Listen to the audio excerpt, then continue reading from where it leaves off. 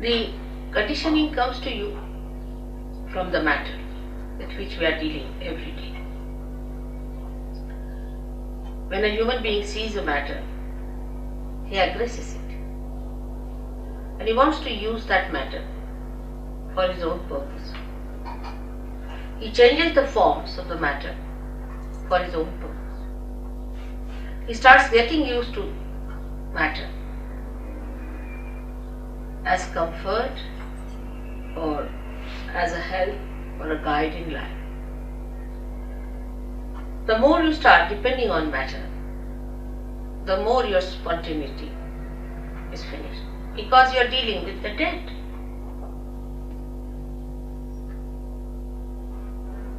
Matter, when it is dead, then only we deal with it.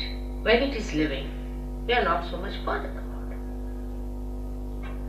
So the deadness of that matter settles within us when we start using that matter for our purpose.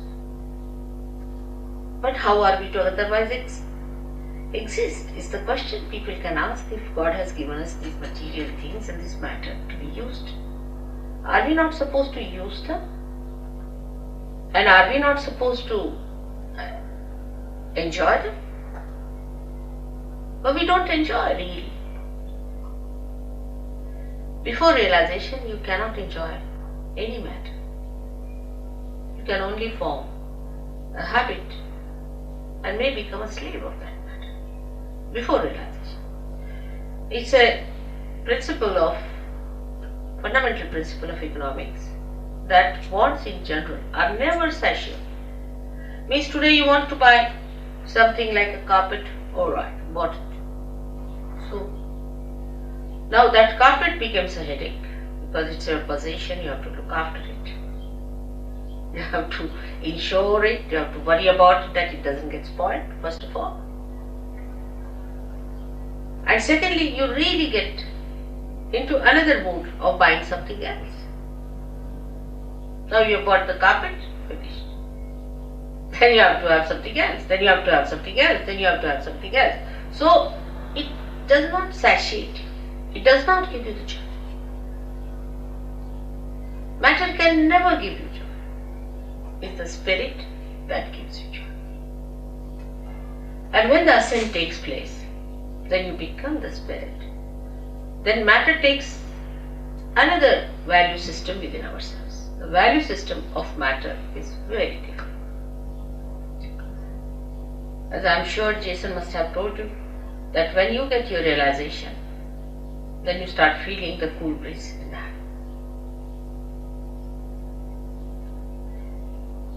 In relationship to matter, it's very helpful to be realized. Because immediately you know what is good for you and what is bad. For example, you eat something that's not good for you. Immediately you lose your vibrations or you become hot. Even looking at it may happen. You want to sit on a chair on which somebody who is a very wrong type of a person has sat. Immediately you feel, oh, something wrong in this place. With your vibrations, which is a definite thing and absolute thing. And this conditioning can only be over. These habits can be overcome only if you become the spirit, because spirit is always dominated by the matter. And the spirit has to overcome that domination of the matter. Actually, spirit cannot be dominated by it. But what I mean is that it is covered, like the sun can be covered with clouds. In the same way, all our domination, or we can say all our enslavement of the matter makes us dominate our spirit in the sense that we cover it. The clouds, we can't see the spirit, we can't feel the spontaneity, which is the beauty of the spirit, we do not feel in a person. So in judging a person, what do we judge? How that person looks, what dress he is wearing, how he walks, what are his formal ways, does he know how to say thank you, sorry or not, you see. All these things impress us very much. What sort of a car he has, what sort of a house. Maybe we may miss a saint. We may miss Christ again because he was a carpenter's son. How are we to know who is Christ? Is there any way of finding out who is Christ? Many people are now talking, Christ is going to come, he's going to come on the television. You can put up anyone there as Christ. How are we going to make it out? By his dress or by some sort of a thing they have done? Most of the paintings of Christ and most of his statues that I have seen are nowhere near Christ. Nowhere near Christ. See, they are horrid things. I don't know what are they. So how will you make it out that this is Christ or not? Or this is some sort of a hocus pocus fellow or some sort of a person who has come just deliberately to delude us from reality. There is no way out to find out what is the truth, because we are so much used to material forms that we have. For example, our idea of art also is in the same way molded. We like this kind of art. If you ask why? Because, this is this kind of a thing, harmony, or maybe this is more proportioned and all that. But how do you know? Because you've read certain books, or maybe that you have understood from somebody else that this is art, this is beautiful. You brand something as beautiful. But is it really? If it is beauty, it should be spirit. Because spirit is beauty and beauty is spirit. So is it beauty? How do you make out that this art is beautiful or not? For example, according to all normal ideas of womanhood, I don't think Mona Lisa is a beautiful woman. The way these days you see mosquito-like women are regarded as beautiful. So how they call Mona Lisa so beautiful? What's in her? Thousands of people would be assembled to see that painting. Why? What is that? Only vibrations will tell you that it emits vibrations. It appeals to your spirit without your knowledge. You are not aware of it. It appeals to your spirit. That's why universally that painting is appreciated. But when this conditioning becomes collective, any such conditioning becomes collective, and you accept this is the form that is beauty, this is the form that is reality, this is the form that is spontaneity, then the confusion starts. The confusion starts at that point, when it becomes a collective thing. For example, I met some people or some gurus. When I asked them, what makes you think that your guru is truthful? What has he given? He said, because sitting in my chair I just start jumping by myself. I don't do it, but it happens, it's spontaneous. And in my presence, the way his body was moving was so horrifying. Anybody would have tremendous compassion and concern for such a person that who can't sit for 5 minutes. Excuse me, it wasn't spontaneous, it was nervousness. Yes, that's what I'm saying. But You're very wrong in what you talk. What? About everything. From where do you come? Up the road. That's it. Better go. Don't worry, I'm out. Look at that. She'll go to the pub now. That's nice. Must try to understand the subtleties, you see. If you are confirmed with what, now supposing somebody started jumping in the thing, and he says, and she says it's 2 nerves. That means you are not in control of your nerves, isn't it? Don't you think so? You are not in control. You have not control. Spontaneity is a thing which is not a thing that makes you a slave. This is the point I am trying to bring. It doesn't. It makes you a master. Spontaneity must make you a master and not a slave of it. She must have come from TM, because TM people jump like that. And they end up as epileptic people. I have cured so many of them. I don't know if someone has come from there. Even the head of their academy in Scotland, the Flying Squad Academy as I call it, where people paid 3,000. Now this gentleman sitting here is one of them who suffered. When they suffer, then they know what it is. The other day we saw somebody with epilepsy of such frequency, the poor child, he was hardly 26 years of age, young man, supposed to enjoy his life, was going into such trauma you can't imagine. And if this is happening to somebody going to a guru, you paid for it, how can it be anywhere near spirit? This is what I am trying to tell you. That spirit gives you spontaneity in which you are the master. You are the master of yourself. Complete master. No enslavement of any kind. No habits formation coming. All habits drop. You become so spontaneous that I don't have to tell you. You just drop out all habits. And you become a master of yourself.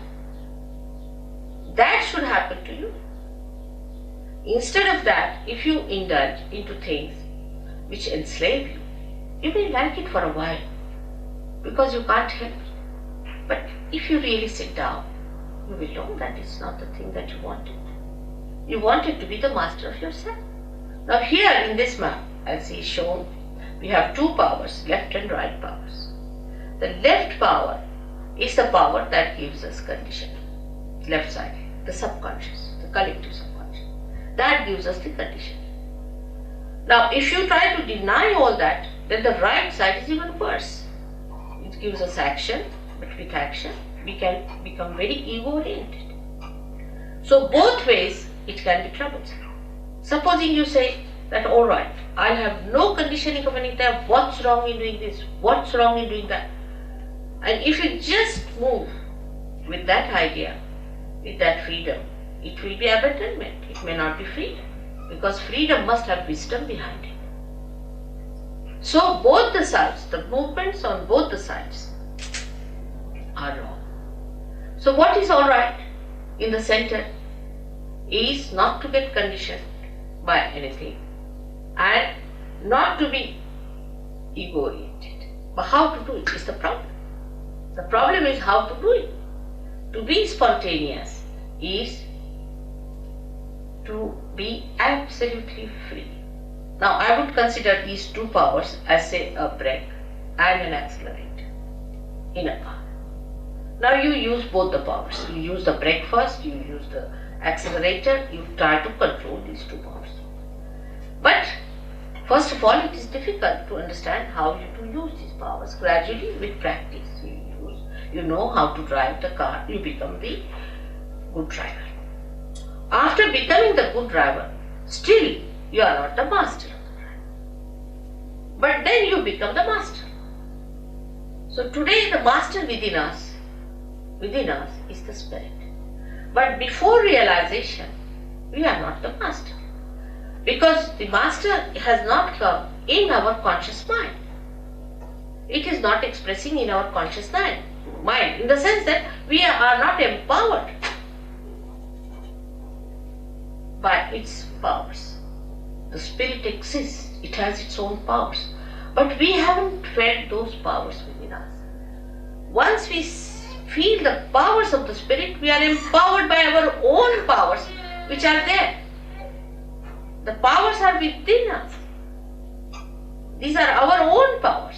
We don't have to borrow from anyone, ask from anyone, they are in ourselves. The spirit is within us. Only thing that spirit has to give light in our consciousness. It has to come in our consciousness. In simple medical terminology, we can say that the spirit must manifest itself in our central nervous system. So that we should know what we are doing. Not that we start just jumping on the chair, or some people said, you just start doing it. It is a process. It's not correct. You are not in conscious mind. You are doing it out of hypnosis. Hypnosis may be coming from outside force. It's not your force, your awareness, your understanding, your power. It is somebody else's because you're not doing it. As matter has a power to overpower us, in the same way, there are some material things, I should say, which are very dangerous, which are placed. For example, now cancer. Take cancer. Cancer overpowers. It's a very serious thing. Cancer overpowers you. You cannot overpower cancer. Take a very concrete example. Now, how is it caused? Doctor say this way, that way. Surge Yoga can cure cancer, definitely 100%. It can cure. It has cured. Many Surge Yogis have cured cancer. How? It's very simple. That you become master of your sun and you master the disease also. You master everything. Because the master is within you. It has not come in your conscious mind. It's the only link is left. And when that happens, yoga takes place, union takes place. We should now completely keep ourselves limited to self-realization. About God, I'll tell you next time. Self-realization means to bring your spirit into your conscious mind. Now, how cancer is caused? Let's see here. What happens? It is caused by left-sided activity. Now, left-sided activities are emotional traumas, emotional problems, emotional upheavals, emotional insecurities. Any kind of insecurity can take you to the left side. Little more movement can be these horrible gurus because they hypnotize. They put you to the left. They put some spirit in you, or I don't know what they do, but they put you to the left. Any one of these activities which are not authorized by God, taken to, you go to the left side. Because you cannot ascend in the center. So either you go to the left or to the right. When you overdo these things, it's like black magic. You have another thing here I've heard. Some sort of a organization had, and the fellow, you see, he used to everything he saw moving in the house, he came to Surge Yoga and his water jug was moving there and this was moving there, and he couldn't explain what was happening in his room. He was sitting down and he found something moving from here to here. It happens. What is that? What is that doing, this kind of a thing which you cannot control? Again we come to the same. Something you cannot control. So you enter into the realm where you are controlled and you are not under your control. And that realm, when you enter in, I have always seen all the cancer patients are the ones affected by this. Most surprising. They are not aware. They do not know how they get into it. For a lady, supposing say she's suffering from an insecurity about her husband, or maybe something, or maybe she thinks that her husband may leave her any time, she loves him, whatever it is.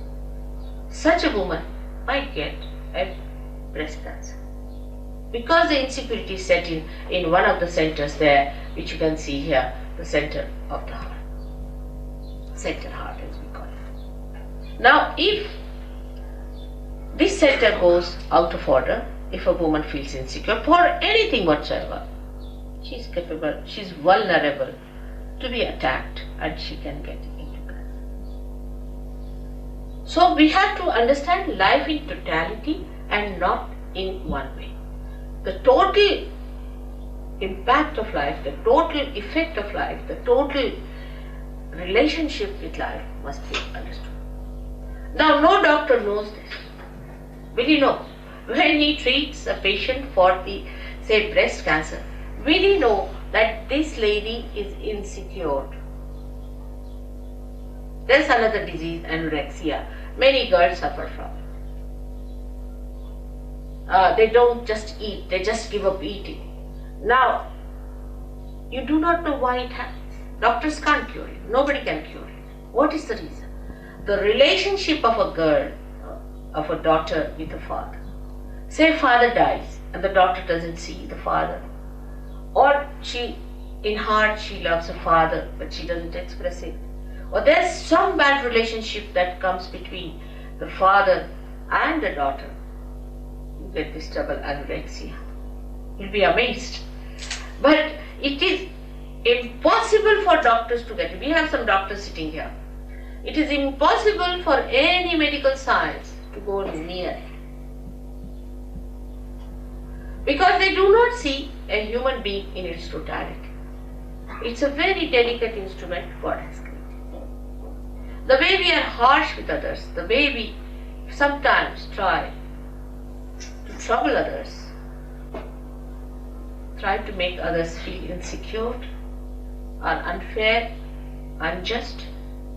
Without our knowledge, we really give them a tremendous insecurity. And such insecurities can work out incurable diseases of which we are not aware. So to understand the totality, what should happen to us? We should achieve that state where we can see the totality. Like if I have to see now, for example, the whole of Brighton, what should I do? I should go on a plane and see it from that height. I can see the whole. In the same way, in your awareness, in your understanding, you should rise to that point from where you can see the whole. If you cannot see the whole, the partial vision, or we can say a little that you see, can create confusion, can create problems, and some of them could be of a very, very serious nature. Because as human beings, we do not know what are we.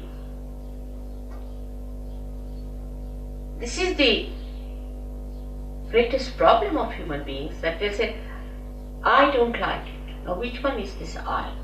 Is that your spirit or is that your ego? What is the part that is not liking it? Or is it your conditioning because you are brought up in a particular way so you don't like this? Which part of you is not liking it? And you will be amazed that it is not your spirit. Because if spirit likes, how will you know? It's only through your vibrations. When you can feel the vibrations, then only you will say, yes, my spirit likes it, because the vibrations are emitted. So we are still in a transition state as human beings. We have not achieved that state which is called as the state of self-realization, where you become the spirit. The becoming is the point. When you become the spirit, you know what you like. You really know what you really like. Because you are now the reality. You are not any conditioning. You are no more any ego, but you are what you are really, and that is your spirit. And surprisingly, this spirit is a collective being.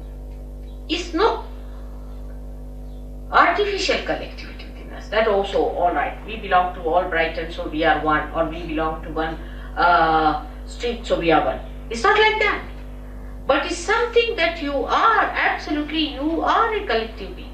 And you start feeling that collectivity within you, with these different centers working it out. And you can feel it, others. You can feel others on your fingertips, can you believe it? In the Bible it's written that your hands will speak. The description of these days is that your hands will speak. Why not people go and find out what does it happen? How can your hands speak? This is what happens, that on your fingertips you start feeling and understanding what is reality, what is beauty, what is joy, what is love. This is the left side which we get, and ultimately with these left side problems we get physical pains. It's very painful to have left sided problems. It's very, very painful. The pain cannot be explained, no one can understand, nobody can cure it, you can't tell anyone, and people think that you are fussing, they give you psychological treatments. You just don't understand why this pain is within you. And this pain comes to you from left side, the subconscious. The beyond the subconscious is the collective subconscious. And this collective subconscious is the one where whatever is created from the beginning up to today in the creation is within you. And once you go to the subconscious, you just get lost there. You are so overpowered by this power of subconscious that it is beyond you to understand it, beyond you to get out of it, and beyond you to not to succumb to it. And it goes on increasing. Like I asked some people, why did you go on doing it? When you knew that you were not doing it, somebody else was doing it, still why did you continue to do it? They said, Mother, we were under a blanket. It was darkness. We didn't know where we were moving. And we were just going on and on and on. And as I told you last time, feeling guilty is the biggest blockade. It's the biggest blockade. Because once you start feeling guilty, that the center on the left gets blocked and it's very difficult. And you don't know why you are feeling guilty. All the time you are feeling guilty, but you don't know why you are feeling guilty. Why these ideas of guilt are coming to you. That this feeling of guilt keeps you away from joy, from enjoying anything, from being spontaneous. Why? And this explains why we sometimes are miserable for nothing. Actually, God has not created us to be miserable. He has made us so beautifully, so carefully. He has created us with such love and compassion not to make us feel miserable, not for anything. He doesn't give us any diseases, no problems. But we have done these things to ourselves by going to extremes on the left or the right.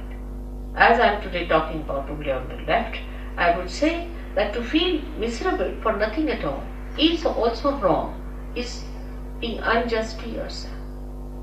The people who are left-sided must know that they are the spirit, that they are that beauty which has to come, which has to express itself, that they are not the people who have to suffer all the time and to live like miserable people.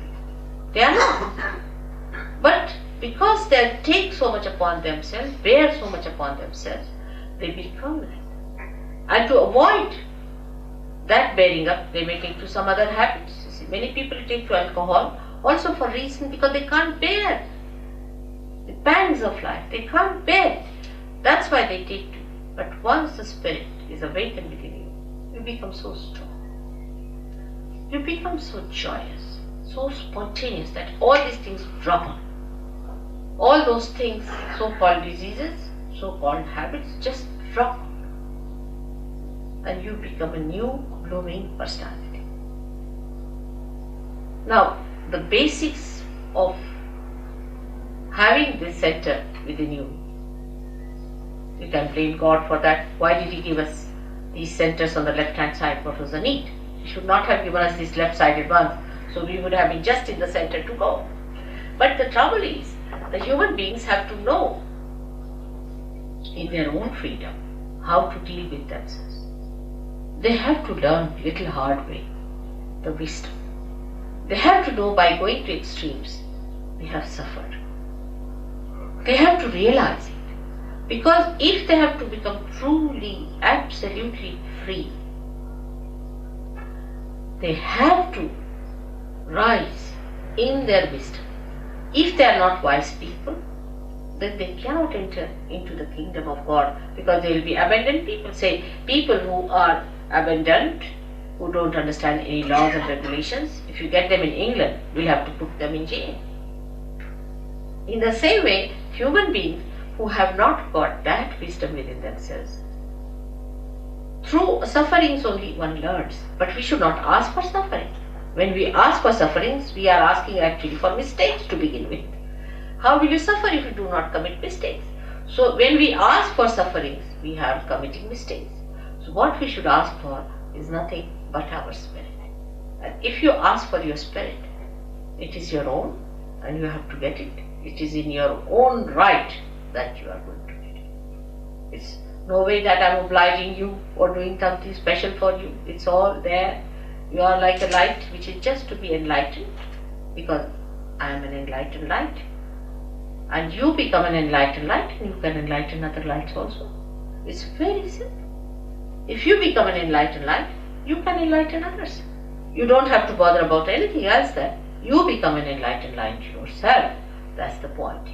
It is all there. It is all your own. You have to just have it. It is as simple as that. There is nothing very complicated as these people make it, or anything that these philosophers have put before you. Nothing of the kind. It's very simple. It is within you. It is spontaneous. It is a living process. As in living process you have become human beings, you are going to become superhuman beings. It's absolutely spontaneous. You can't pay for it. How can you pay? I mean, an absurdity. If it is a living process, how can you pay? How much do you pay to the tree to grow up? I mean, in anything living, do we pay anything? How much do we pay our nose to breathe? Can we pay for it? It's absurd. It's ridiculous. The way we pay for it, we cannot. It's a living process. You have to become, an egg has to become a chick.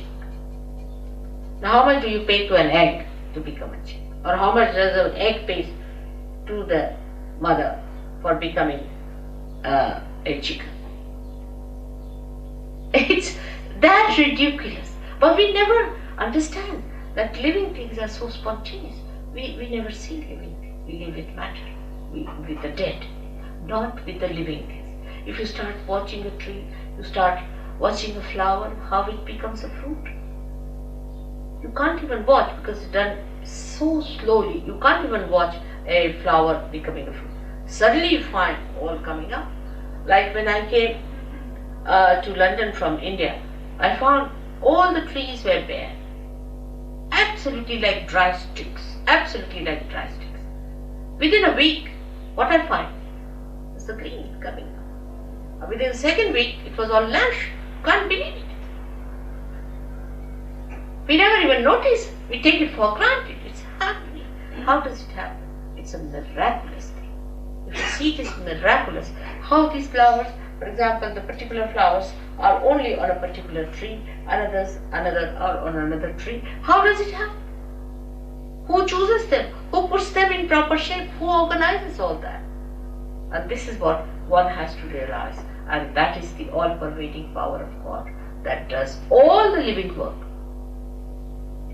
And once you become that, the spirit, then this power starts flowing through. You feel the power through you. As Christ was touched and he said some power has gone to someone. Like that. You just become a medium of that power flowing. But you are empowered to maneuver it, to manage it, to understand it. You know completely about it. You know how to give it. You know how to work it out. You know how to cure others, cure yourself. You know the complete working of your machinery. Apart from that, you get the powers to overcome all the problems of your own machinery also. It's so fantastic. The whole thing sounds very fantastic because we have never seen this before. But to us it doesn't sound fantastic when we see all these flowers suddenly turning into fruits. It doesn't sound. But we see human beings turning into fruits. Then it sounds very fantastic. How can that be? It has never happened before. Only one person would get realization, and it was such a difficult thing and nobody got it. How is it today? I say it is the blossom time which is being promised, which is being already prophesied. Even a great poet in your country, William Blake, has prophesied. He said these times will come when men of God will become prophets. And these prophets will have power to make other prophets. I mean, nobody could be more precise than Blake, I tell you. He was so great to say this will happen. And this is what we have to expect when we go to anybody for seeking. Have you become prophets? And what is a prophet? Prophet is a person who is a collective being and who knows all about it. Who is the master? We call prophet a master. And that's what you have to become, the master. And that mastery is very simple because it's all built within you. Just it has to be connected. Like anything like a television set is to be connected to the mains. It's all built in, it's there. It just starts working. In the same way, you are that. You are that. Just it is to be connected. Whatever may be your caste, community, race, nationality, shapes, heights, anything, whatever it may be, makes no difference, because all of you have got this great thing within you, this power of a rebirth, and you are to be born again, and you will be born again. Why not today? There's nothing to get angry, because people get angry sometimes because they don't like anybody telling them about something of which they themselves are feeling bad. They don't like it. For example, if there's a drunkard and he drinks too much, he's an alcoholic, he doesn't like it, and he feels bad, and if somebody tells him, even in the most gentlest way, that you better give up drinking, he doesn't like it. But what I am saying is not that you should not do it. I said it will happen, that it just drops out. I don't say you don't do this or don't do that, but it just happens, and you must first understand what is the problem and how the problem is overcome. That's why I have to talk. Otherwise, there's no need to talk about it, or it just works out. It just works out because you are just ready to have it, and you just get it. I don't do anything. I'm just a catalyst, I should say, that it works out.